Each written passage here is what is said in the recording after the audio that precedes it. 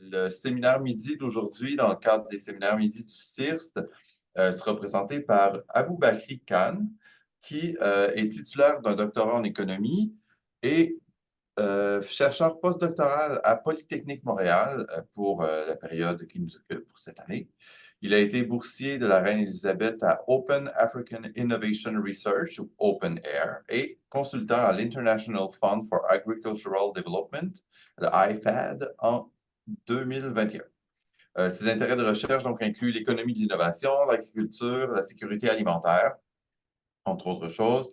Ces travaux s'inscrivent dans un projet qui vise à développer des chaînes d'approvisionnement responsables et ouvertes pour la transformation et la traçabilité des écosystèmes agroalimentaires. C'est le projet qu'on voit ici sur la diapositive qui nous est présentée, qui a le très bel acronyme CAROT 2A.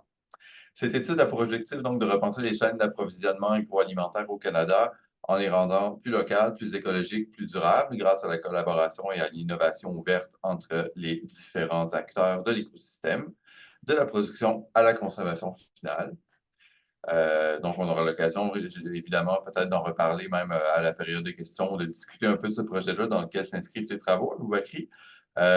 Donc, il nous présente aujourd'hui une présentation d'une vingtaine de minutes a priori, qui sera suivie d'une période de questions et qui a pour titre « Cartographie des écosystèmes d'approvisionnement agroalimentaire, identification des parties prenantes et application au secteur canadien ».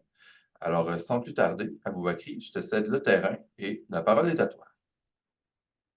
Merci beaucoup, Jean-Benoît. Merci pour cette présentation. Merci sur ce de m'avoir accueilli aujourd'hui et de me donner l'occasion de présenter mes recherches récentes. Donc, c'est un travail de recherche en cours que je vais présenter aujourd'hui. Euh, je suis chercheur postdoctoral, comme vous l'avez dit, à Polytechnique Montréal, à la chaire de recherche du Canada en gestion en économie de l'innovation, dirigée par Catherine Baudry, qui est membre du CIRS également. Et aujourd'hui, je suis ici pour partager avec vous donc, mes travaux récents sur la chaîne d'approvisionnement agroalimentaire. Donc, un projet, c'est dans un cadre d'un projet qui s'appelle Carotte AA, qui s'intéresse aux chaînes d'approvisionnement responsable à la traçabilité au sein des écosystèmes agroalimentaires. Donc, l'objectif ici, c'est un peu de repenser un peu la chaîne d'approvisionnement agroalimentaire, pour essayer de la rendre beaucoup plus innovante, beaucoup plus responsable, beaucoup plus résiliente. Donc, ce projet est dirigé par Karen Chuno-Chuwo. Karen, j'espère que j'ai prononcé bien votre nom de famille, qui est professeur au département de management à GICAM également. Donc ici, aujourd'hui, je vais présenter une partie d'un travail en cours, comme je l'ai dit, qui porte sur l'exploration de l'écosystème de connaissances agroalimentaires. Et on va essayer de voir quels sont les acteurs qui sont impliqués dans cet écosystème-là et quels sont les liens de collaboration qui existent dans le contexte canadien. Je vais vous présenter d'abord le plan de ma présentation qui s'articule autour de 5 points. D'abord, je vais définir les éléments de langage que je vais utiliser tout au long de cette présentation et ensuite décliner les objectifs de cette présentation, à savoir cette cartographie. Ensuite, nous présenterons les données et la méthodologie adoptée dans le cadre de ce travail-là. Et les résultats seront visualisés à travers des indicateurs, mais aussi au niveau des graphiques. On va faire un mapping de l'écosystème. On va voir tout ça après. Et ensuite, nous allons voir la méthodologie qu'on a utilisée pour décrire les rôles des différentes organisations, le rôle que jouent les différents acteurs dans l'écosystème de connaissances ici au Canada. Et comme je l'ai dit, un travail en cours, donc je vais présenter les perspectives, les prochaines étapes de notre travail de recherche. Donc, pour les définitions, les éléments de langage, un écosystème d'innovation est défini par Jackson comme étant des relations complexes qui se forment entre acteurs ou entre entités dont l'objectif est de permettre le développement technologie et d'innovation. Donc, cet écosystème d'innovation comporte deux types d'écosystèmes distincts, mais qui sont complémentaires, à savoir un écosystème d'affaires et l'écosystème de connaissances. L'écosystème d'affaires, selon Moore, donc, vise à créer une valeur marchande. Donc, c'est une relation complexe qui se fait généralement entre les entreprises et dont l'objectif est de créer de la valeur. Alors que pour l'écosystème de connaissances est décrit par Clarisse et ses collaborateurs comme un réseau dynamique d'acteurs. Donc, ces acteurs-là, ça peut être des organisations, ça peut être des universités, des organismes de recherche, ça peut être même des entités individuelles, comme des chercheurs, par exemple, donc, qui sont généralement géographiquement concentrés et qui utilisent des connaissances pour stimuler l'innovation ou bien pour accroître la croissance économique. Et aussi, il y a un réseau, ce qu'on appelle un réseau, c'est un ensemble d'acteurs ayant des relations, c'est-à-dire les liens définis entre eux. Et dans le cadre de ce travail aussi, on va utiliser un autre élément qu'on va appeler des nœuds. Ici, des nœuds, ça représente des entités individuelles. Et dans le cadre de ce travail-là, chaque nœud représente une organisation. Donc ici, on va représenter dans ce cadre de travail-là les relations entre les organisations, les relations de collaboration entre différents types d'organisations. Ces organisations, ça peut être des universités, ça peut être des entreprises, ça peut être le gouvernement fédéral, le gouvernement provincial, entre autres. Donc, ici, quand on va utiliser le terme nœud, c'est la même chose que le terme, on va les utiliser de manière interchangeable, nœud, acteur ou organisation. Donc, ça veut dire la même chose ici dans le cadre de ce travail-là. Un lien, ou également appelé arête dans certains cas, ça représente une relation ou une connexion entre deux nœuds dans un réseau. Et dans ce cas précis de notre travail, un lien indique une collaboration entre deux organisations. Donc, ces organisations-là cette collaboration est définie à travers la coparticipation à un projet de recherche dans le domaine agroalimentaire. Je ne sais pas, Jean-Benoît, est-ce qu'on va attendre à la fin pour répondre aux questions ou bien vous pouvez m'interrompre si vous avez des questions tout au long de la présentation. C'est toi qui choisis, Aboubakri. Si tu es à l'aise avec ça et que les gens veulent poser des questions, qu'ils sont à l'aise de les poser, pour nous, Ouais. c'est vraiment, c'est ton confort qui prime et on y va comme tu le souhaites. Ok, il n'y a pas de souci. Si vous avez des questions, vous pouvez m'interrompre et puis on en discutera. Ça me dérange Fantastique. pas.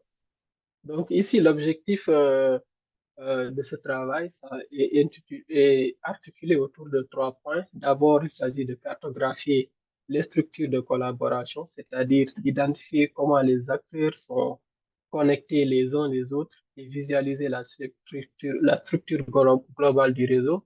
Et cette cartographie peut révéler des clusters, c'est-à-dire des communautés au niveau du réseau, des acteurs. Ça peut révéler aussi quels sont les acteurs centraux de notre réseau et ça peut aussi révéler des sous-réseaux. Donc ça, c'est le premier objectif. Le deuxième objectif, ça va être d'identifier les acteurs clés et leur rôle, voir quels sont les acteurs clés au niveau de notre écosystème, détecter les acteurs centraux, les acteurs qui jouent le rôle d'intermédiaire, c'est-à-dire le rôle de diffuseur de connaissances et d'informations au niveau de l'écosystème, et les acteurs qui jouent un rôle stratégique au sein du réseau. Donc, comprendre euh, cette structure-là va permettre de voir qui influence la circulation de l'information et de la collaboration. Et enfin, le dernier objectif concerne l'analyse des communautés. Donc, on va décomposer le réseau en communautés, en différents sous-groupes pour voir quels sont les groupes qui se connectent, qui interagissent le plus par rapport à d'autres groupes. Et ces objectifs-là vont permettre premièrement d'identifier les leaders et les facilitateurs de la diffusion de connaissances dans l'écosystème. Ça va permettre de reconnaître les organismes ou les individus. Ici, dans le cas précis, ce n'est pas les individus, c'est les organismes plutôt, qui jouent des rôles centraux, ce qui va permettre d'optimiser la collaboration.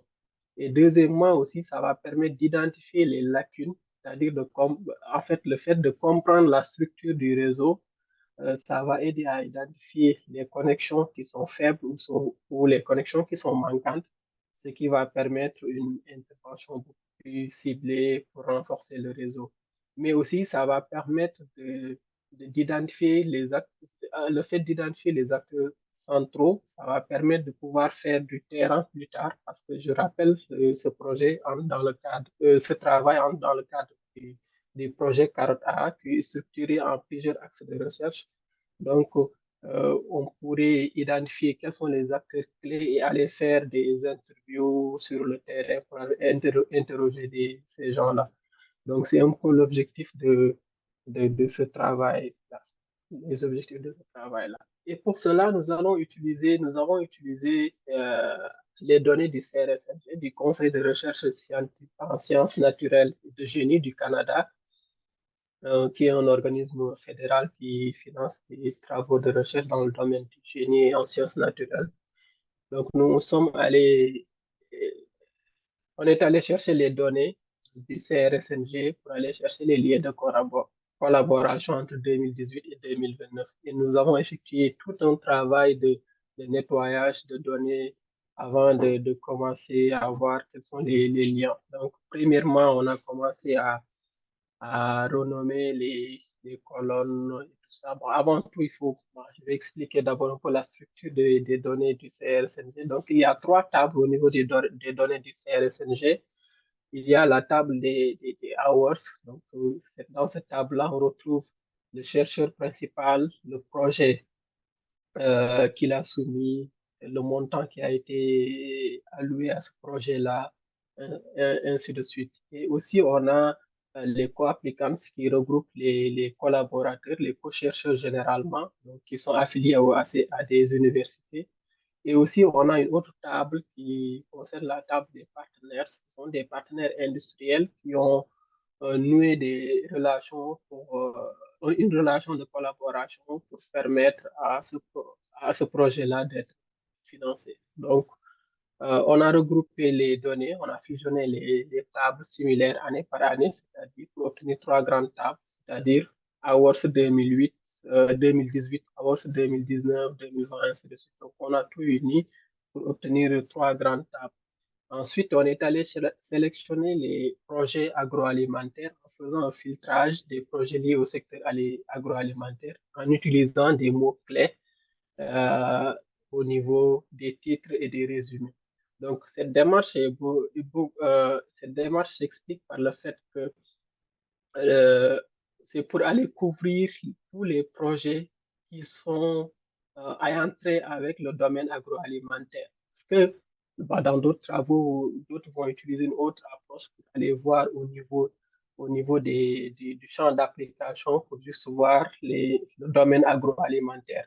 Je donne un exemple. Par exemple, un projet, ici, par exemple, dans le domaine du génie, un projet de recherche qui traite du développement de robotique ou bien développement des technologies.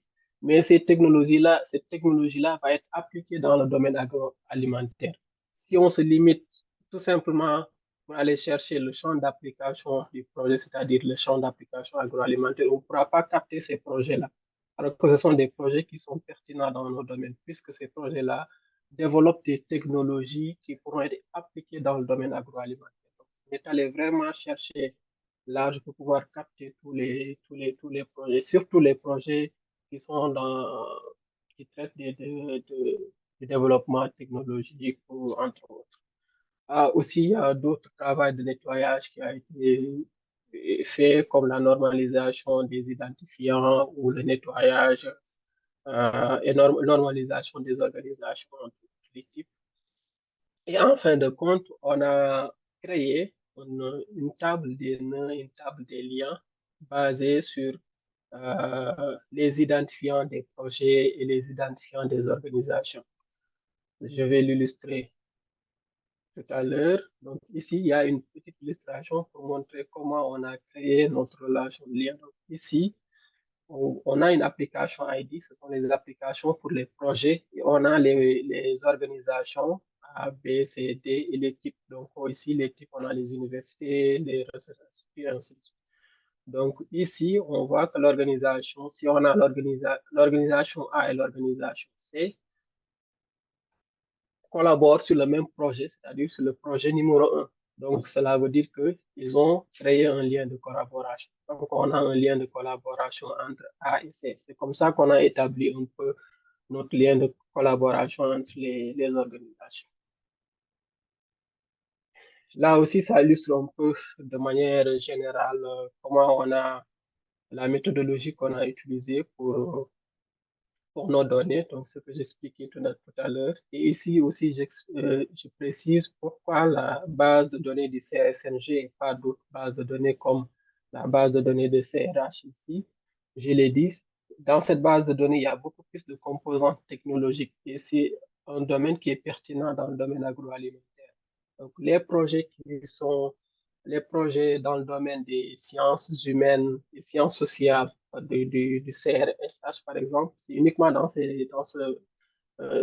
CRH finance des projets dans le domaine des sciences sociales et sciences humaines, tout simplement. Alors que au niveau du CSNG, on a des projets dans le domaine des sciences naturelles et du génie. Et là, c'est justement pour aller capter tous les projets qui sont dans le domaine technologique et qui sont pertinents et dont ces technologies-là vont être appliquées dans le domaine agroalimentaire.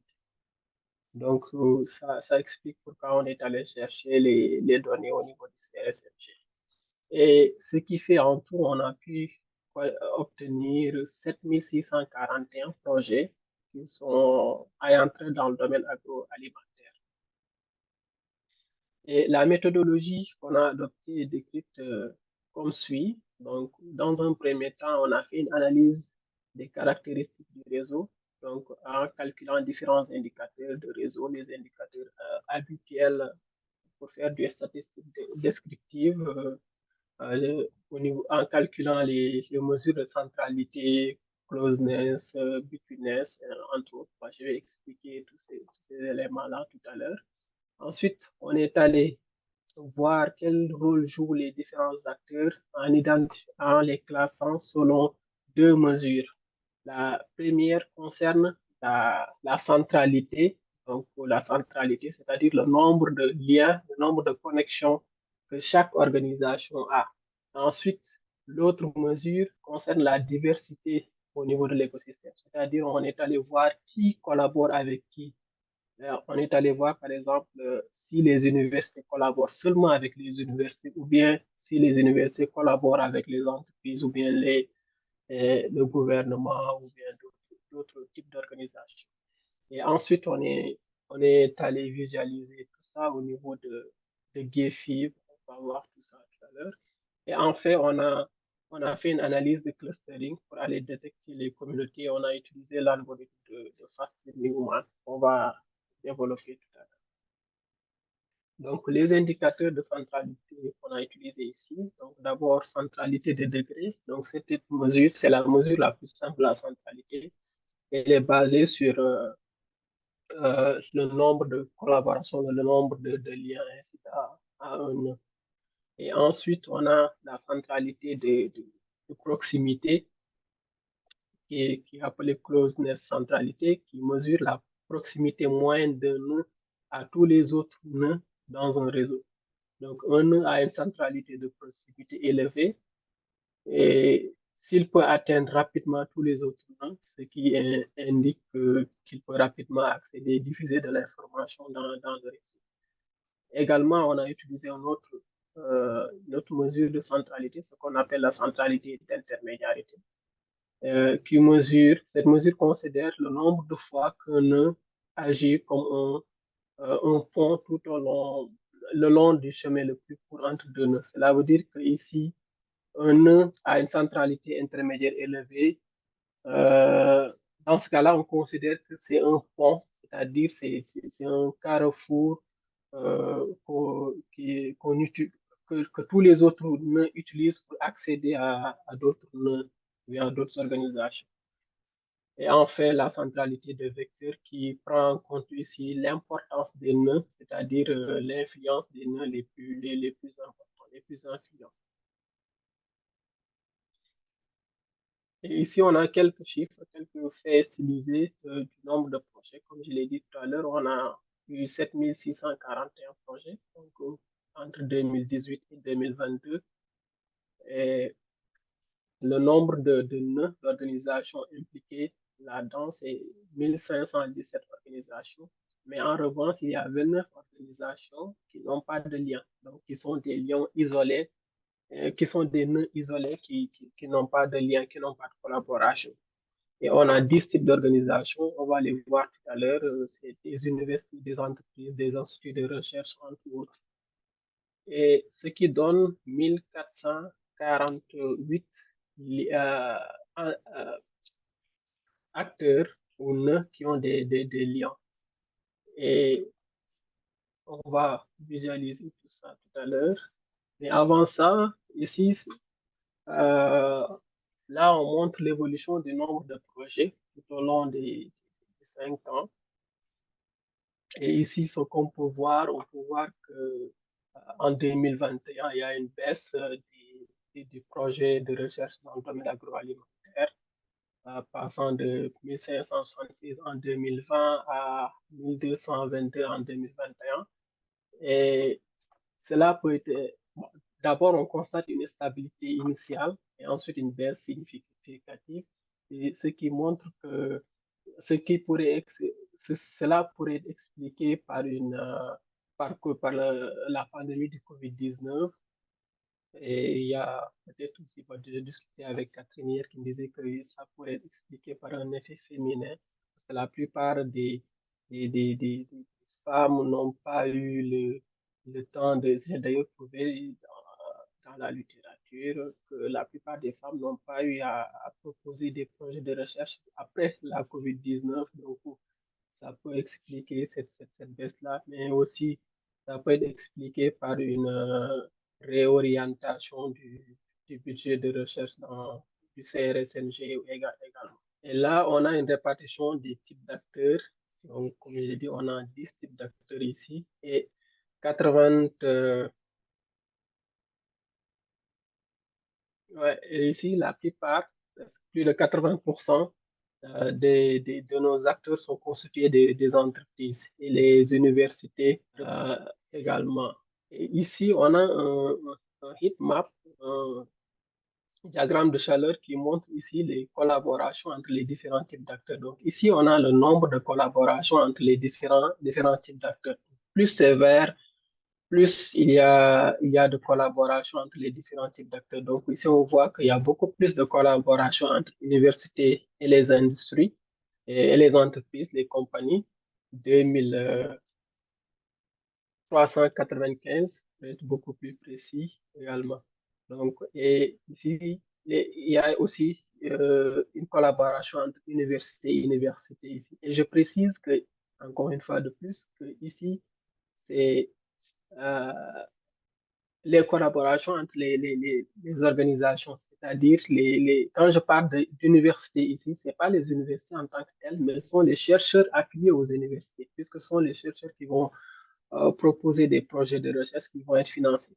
Et il y a les affiliations des universités pour, pour faire un peu de nuance entre une université et chercheurs ici.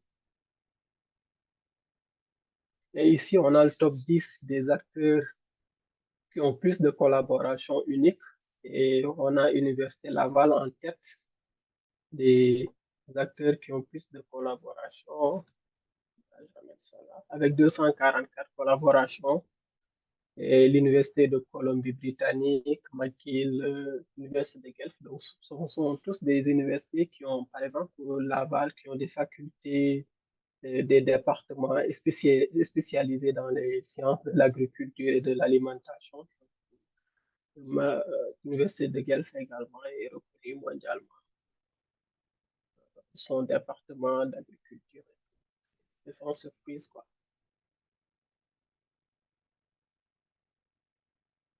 Ici, on a la structure globale du réseau, donc quelques indicateurs, quelques statistiques descriptives de notre réseau. Et on constate ici que chaque nœud dans le réseau est connecté à environ 11,5 autres nœuds. environ 12 nœuds, ce qui est relativement faible vu la taille du réseau. Je rappelle qu'on a 1488 organisations et on a 8554 liens. Donc, et chaque organisation a à moins 11 nœuds, ce qui est relativement faible. La densité est également faible, ce qui montre que le réseau est peu connecté également.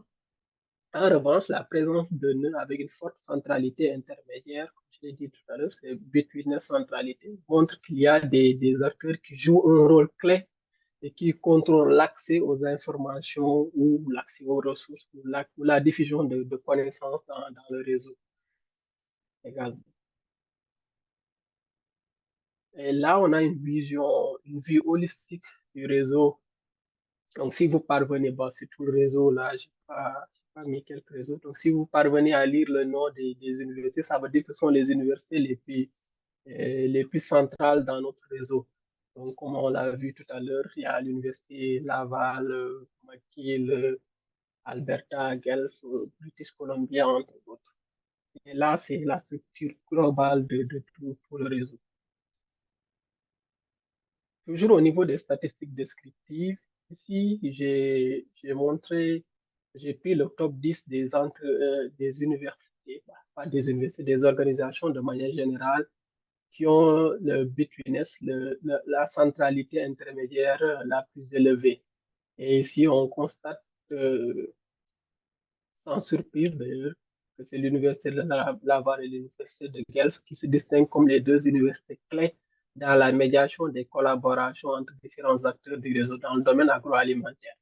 Donc, cela indique qu'elles sont impliquées dans de nombreux projets collaboratifs et ce sont des universités qui agissent comme des ponts de connexion clés entre différents partenaires. Et pour définir les différents rôles au niveau de cet écosystème-là, on est parti du postulat de l'hypothèse du principe de Pareto, principe de 80-20. Donc, c'est un principe qui stipule que 80% des effets proviennent de 20% des causes. Et comme je l'ai dit tout à l'heure, donc on a utilisé deux types de mesures pour pouvoir classer les acteurs selon le rôle qu'ils jouent. Donc la première mesure concerne la centralité. Si la centralité, c'est le nombre de liens que chaque organisation a au niveau du réseau. Donc on a fait un classement pour voir quels sont les top 20, ceux qui sont au-dessus de 20% du seuil du plus élevé du nombre de centralités, du nombre de liens. Donc, ça, c'est la première mesure. Et la deuxième mesure concerne la diversité. Donc, ici, on est allé voir qui collabore avec qui. On est allé voir est-ce que les universités, donc on a 10 collaborants, 10 acteurs. On est allé voir pour chaque acteur combien d'autres types d'acteurs euh, ils collaborent. Donc, on a fait un classement du nombre de types d'acteurs, 1, 2, 3, jusqu'à 9 pour compter. Et ensuite, on est allé choisir les 20 qui sont supérieurs, les 20% qui sont au-dessus du seuil. Et ici, les leaders, on a pris trois types de classification. Les leaders, ce sont ceux qui occupent une position centrale et qui ont un contrôle au niveau de la création, au niveau de la capture, de la valeur. Donc, les dominateurs, ce sont les acteurs les plus influents, donc qui sont au-dessus du seuil de 20% en termes de centralité et qui ont également une diversité de collaboration supérieure au seuil de 20%. Donc, cela veut dire que ce sont non seulement des acteurs qui sont bien connectés, mais ce sont des acteurs qui ont une diversité de connexions, ce qu'on appelle les dominateurs ici. Et ils représentent ici 9% de notre réseau. Et ensuite, on a ce qu'on appelle les niche players. Ici, j'ai pris le nom le nom les qualificatifs que l'on donne souvent à un réseau de, de business écosystème d'affaires.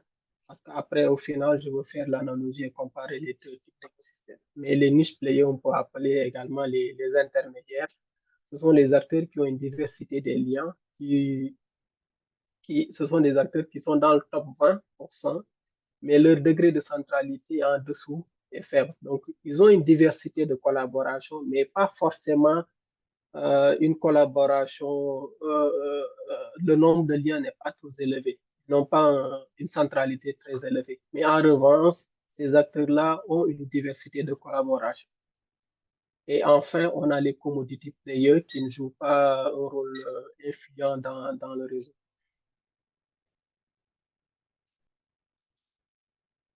Et ici, dans ce tableau, je vais présenter la proportion euh,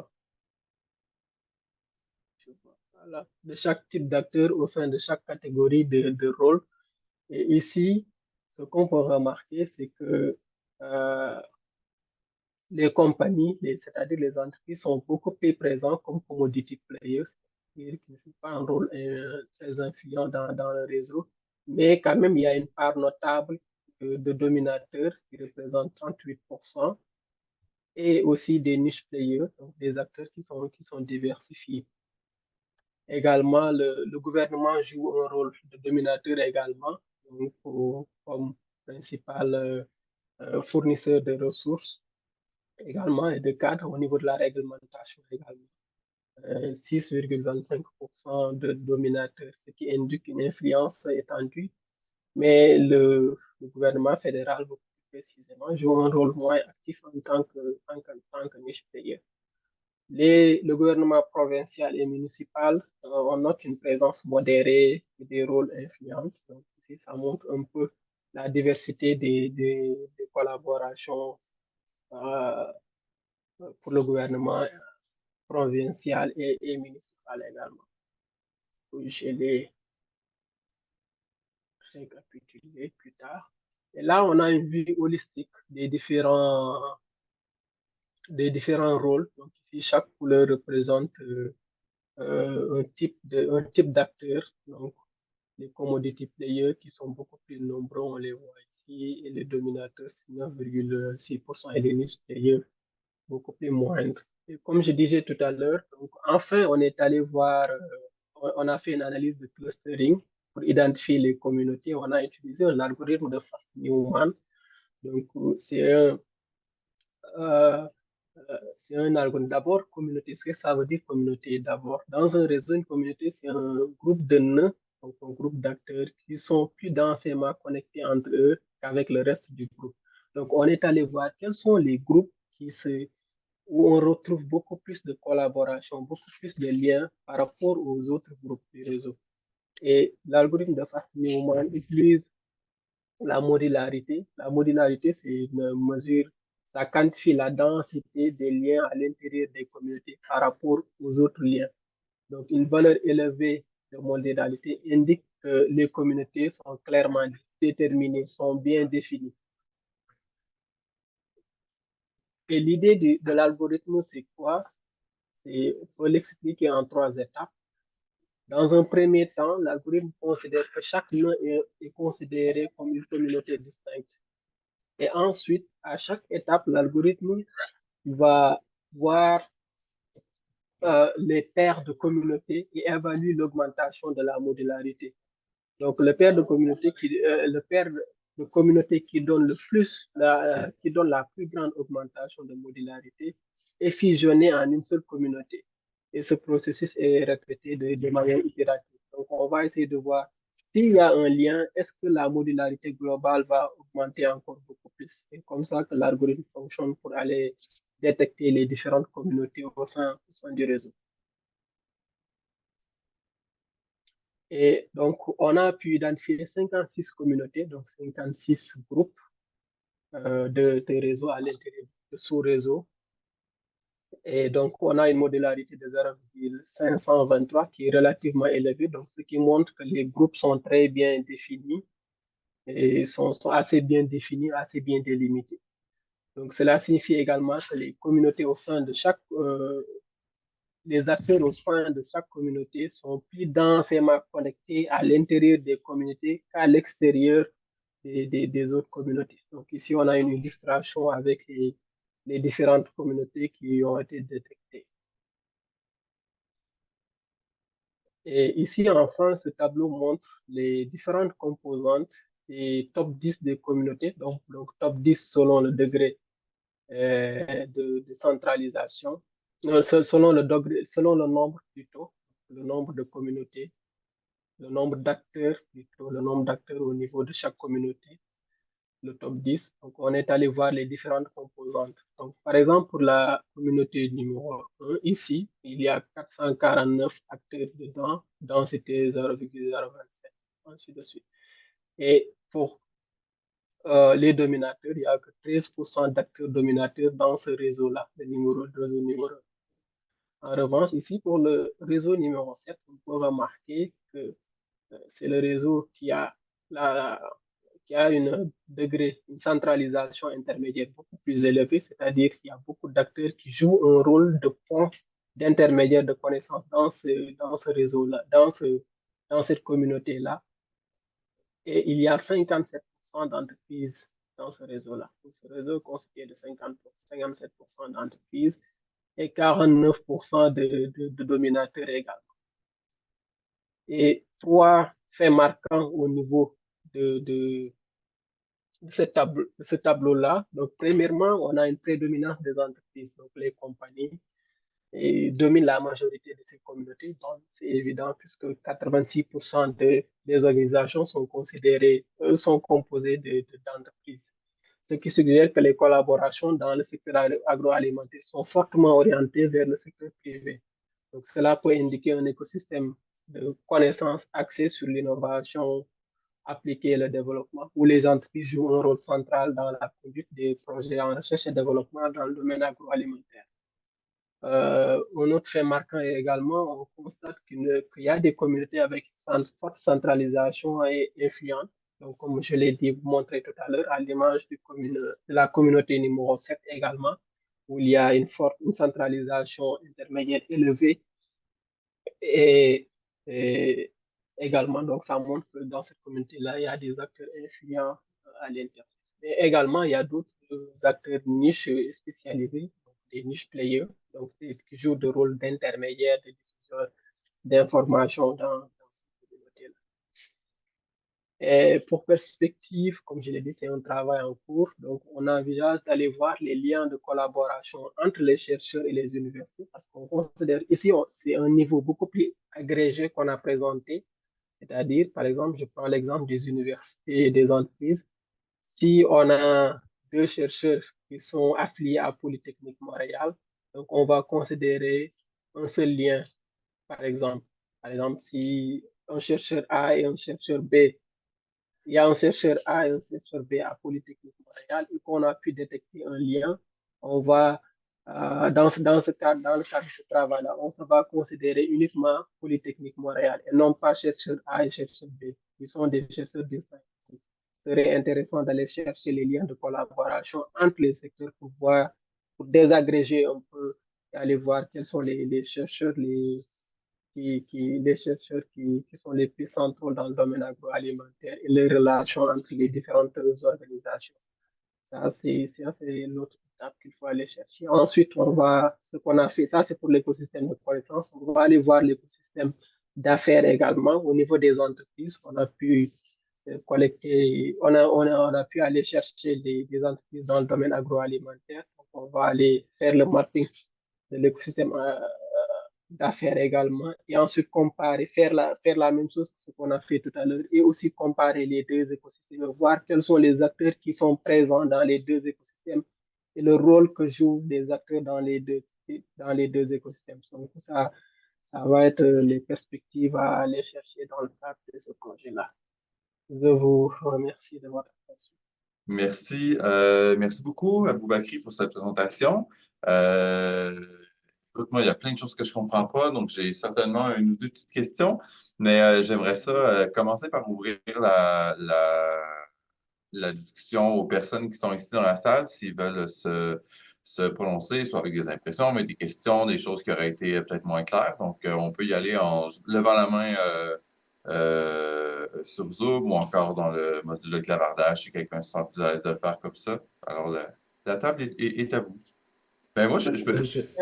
Oh, Oh, j'entends Duncan Sanderson. Oui, Est-ce que oui, vous avez une question? oui, une question. Oui, allez-y, je vous en prie. Donc, c'est un peu... Merci d'abord.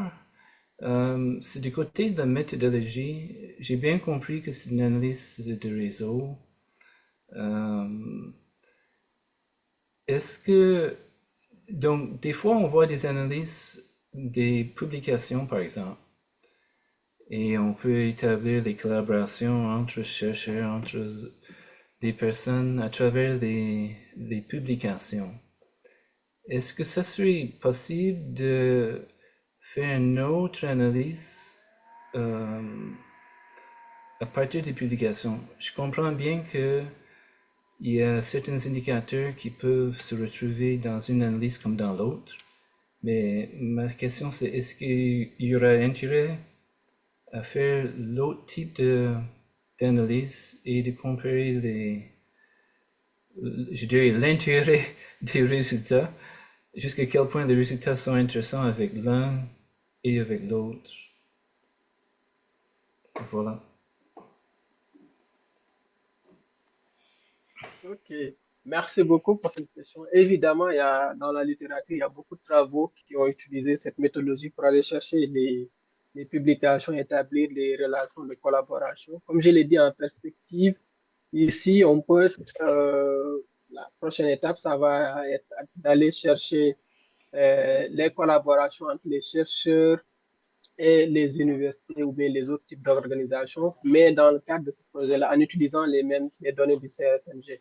C'est une possibilité également pour aller chercher les publications, faire de la bibliométrie pour aller chercher les publications des acteurs dans le domaine agroalimentaire. Effectivement, c'est une possibilité. Il y a pas mal de travaux de recherche qui ont utilisé cette approche-là. Mais comme je l'ai dit, la motivation dans ce travail-là et pourquoi on a utilisé les données, cette méthode-là, pour aller chercher les données du CRSNG pour aller voir les projets qui ont été financés, c'est beaucoup plus pour aller capter les projets pour aller capter la composante technologique dans les projets de recherche dans le domaine agroalimentaire.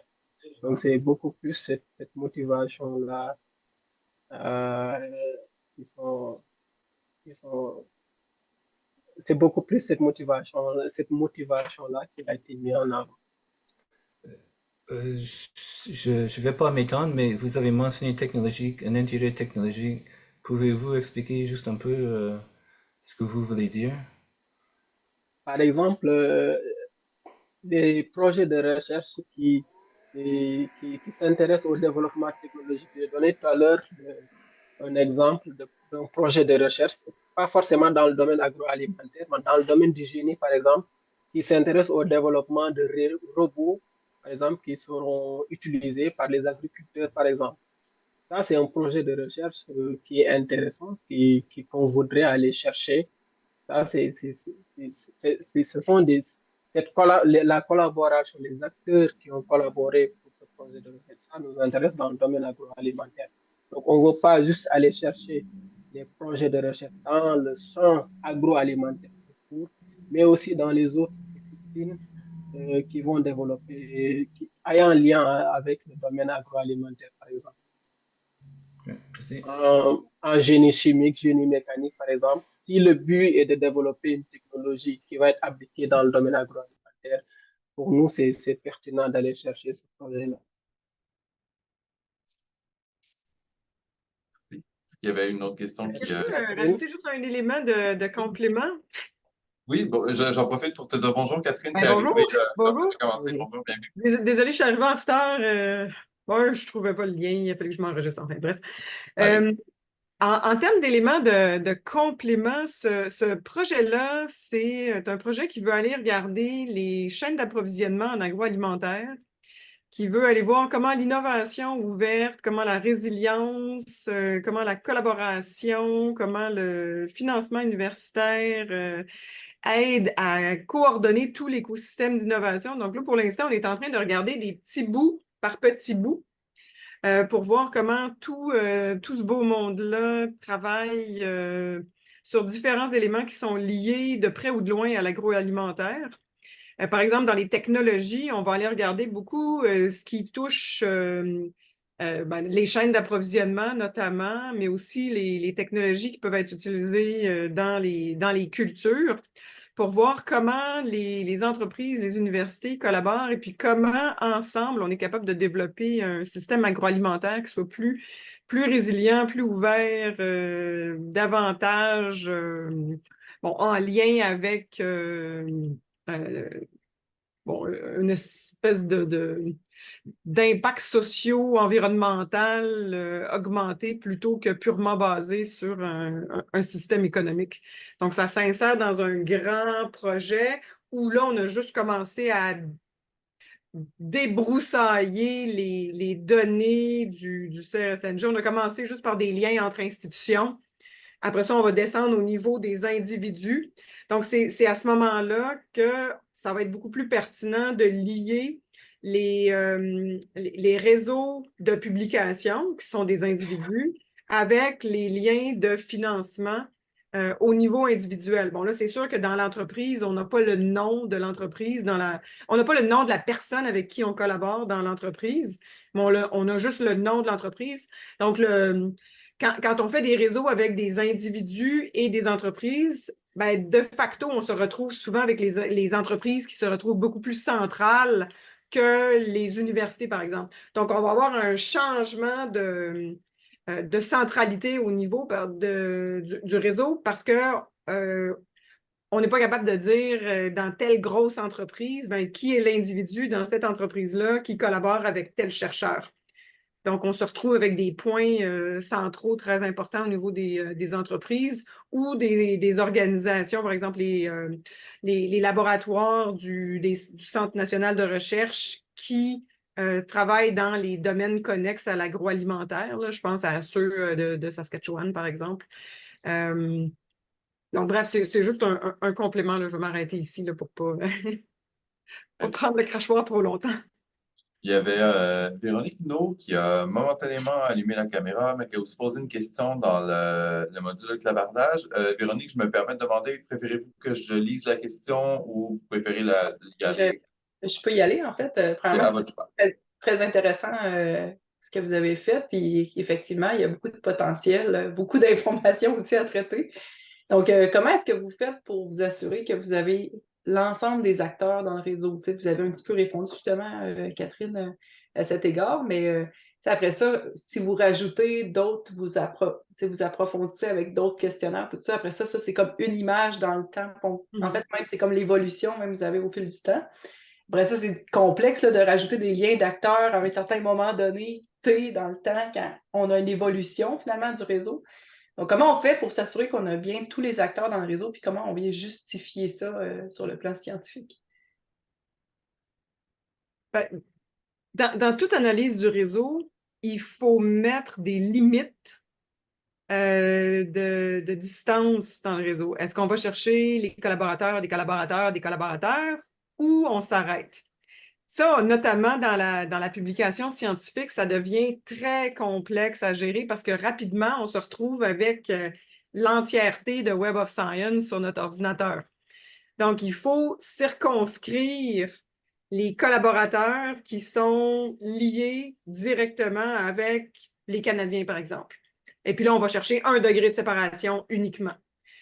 Pour votre question, au niveau des liens entre les entreprises, pour l'instant, les liens entre les entreprises sont ceux qui apparaissent quand 2 entreprises sont nommées sur la même subvention, le même projet annuel. Pour aller chercher des liens entreprise-entreprise, ben là, il faut aller fouiller dans les sites web. Il faut aller voir les entreprises qui sont citées dans les sites web, qui sont citées dans la littérature grise, les rapports des entreprises. Bon, on peut peut-être aller s'amuser avec LinkedIn, avec les médias sociaux, mais là encore, quel type de vraie relation on mesure de ce côté-là? Il faut être relativement prudent. Donc, c'est peut-être plus pertinent d'aller sonder les entreprises puis leur poser la question justement sur leur chaîne d'approvisionnement directement. Donc, tant qu'on n'aura pas fait l'analyse bibliométrique, l'analyse de collecte des données, des sites web, des enquêtes par la suite pour voir qu'est-ce qui nous manque comme information, on n'aura pas justement le portrait complet de l'entièreté de l'écosystème. si ultimement, en agroalimentaire, il y a 5 grandes multinationales dans le monde. Jusqu'où on remonte dans la chaîne d'approvisionnement? Est-ce qu'on remonte jusqu'au Nestlé? Là, à ce moment-là, ben, l'entièreté de la planète est couverte. Donc, il faut se donner des limites de ce qu'on considère et ce qu'on ne considère pas comme étant partie de l'écosystème. Il ne sera jamais complet parce qu'on n'arrivera pas à tout collecter et avoir toute l'information spécifique. Donc, il faut voir qu'est-ce qui est pertinent directement puis indirectement jusqu'à une certaine distance dans le réseau pour bien comprendre ce qui se passe. Bon, on n'aura jamais l'image parfaite, là. Ouais, on se reparlera dans 40 ans. Très bien. Est-ce qu'il y a quelqu'un d'autre qui aimerait poser une question? Moi, j'en aurais peut-être une. Je ne sais pas si qui de Aboubakry ou de Catherine pourra peut-être répondre ou de manière conjointe, qui a un peu à voir avec justement, je vois bien comment, ben, évidemment, c'est des résultats qui sont une étape dans un projet qui va être plus grand. La façon dont je comprends un peu ce projet-là, c'est qu'il vise à faire œuvre utile aussi en bout de ligne, en voulant, en prétendant optimiser les relations ou donner des outils pour optimiser les relations puis l'écosystème d'innovation et tout. Est-ce que jusqu'à présent, il y a déjà des indicateurs, est-ce que c'est une mesure qui est prise en, est-ce que c'est un élément qui est pris en compte dans la collecte de données? Si oui, comment disons, la qualité des projets ou le succès relatif des projets qui sont menés? Là, donc, je considère je vois beaucoup de projets qui sont mis sur la table, mais est-ce qu'il y a un moyen, selon vous, puis comment ça sera pris en compte éventuellement, de différencier un projet qui aurait été un flop total et qui ne pourrait pas servir à faire œuvre utile pour optimiser des relations versus un projet qui aurait été couronné de succès puis qui aurait mené à un output bénéfique? Hey, c'est une longue question, vous expliquerez. C'est une longue question, puis compte tenu qu'on est très, très en amont quand on parle de subvention de recherche et compte tenu de l'incertitude qui est liée à la recherche puis à l'innovation, d'être capable de quantifier si un projet de recherche a perdu complètement l'argent du gouvernement puis a donné rien du tout en bout de ligne, je suis pas sûre que je veux rentrer dans ce genre de questionnement-là. C'est très subjectif, hein, ce qui sort d'un projet. Quelle est la valeur des PHQ qui sont formés dans ces projets de recherche-là, qui sont payés par les subventions CRSNG, qui par la suite vont travailler dans l'industrie? C'est assez difficile d'aller mesurer cet impact-là des diplômés et des gens qu'on a formés au niveau des PHQ qui sont payés par les subventions. Tu peux aller compter le nombre d'articles scientifiques qui vont sortir par dollar investi de recherche, mais encore, qu'est-ce que ça représente?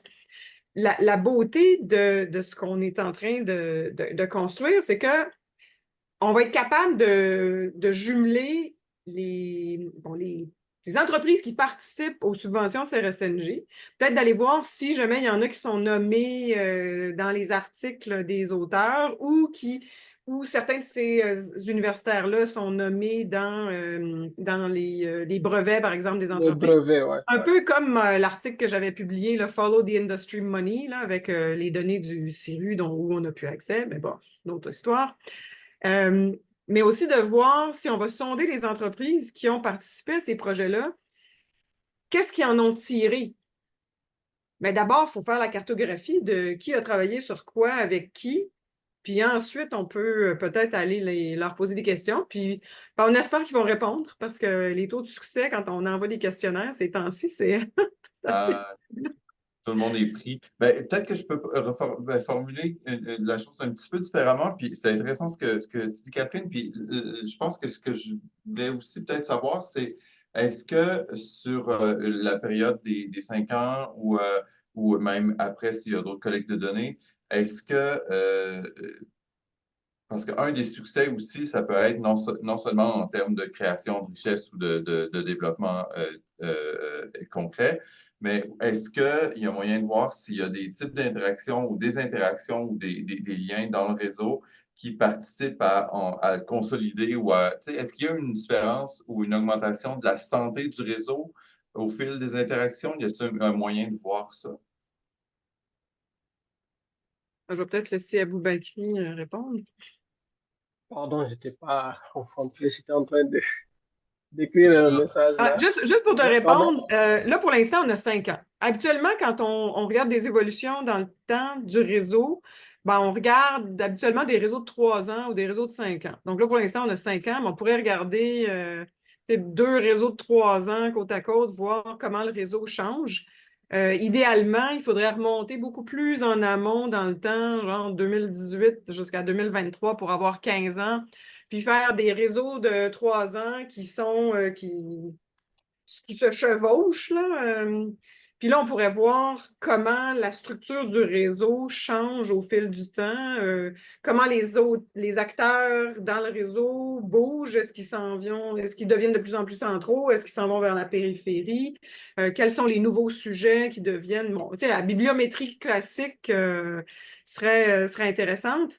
Mais nous, ce qui nous intéresse surtout, c'est le rôle du secteur public puis du secteur privé, donc autre que université, puis comment les subventions facilitent dans le fond, cette collaboration-là, puis comment la société en bénéficie par la suite pour essayer de jumeler vraiment beaucoup de littérature ensemble. Pour l'instant, on a juste cherché agroalimentaire, agri-food, aliments.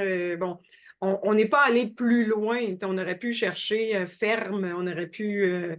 Donc là, il y a probablement une recherche à faire sur davantage de mots-clés, mais déjà avec 7600 projets, il y a de quoi s'amuser, là, mais... Ouais. Et pour compléter, ouais, sur la temporalité, donc l'idée, c'était d'aller voir la structure des réseaux 2 ans avant Covid et 2 ans après Covid. Donc, c'était pour voir comment a évolué c'est la raison pour laquelle on a pris les 5 ans 2018, donc 2 ans avant Covid, et puis l'année du Covid et aussi 2 ans après.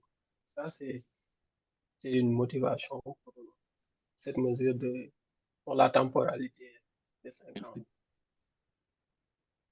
Et si je peux me permettre un éditorial, on va aller creuser le pic en 2021 qui descend énormément parce qu'on sait que les femmes ont soumis beaucoup moins de subventions et beaucoup moins d'articles scientifiques pendant la COVID. Donc, on voit le nombre de projets qui baisse. Si on est capable de suivre, dans le fond, les subventions des femmes, est-ce qu'on voit cet aspect-là au niveau de l'effet de genre?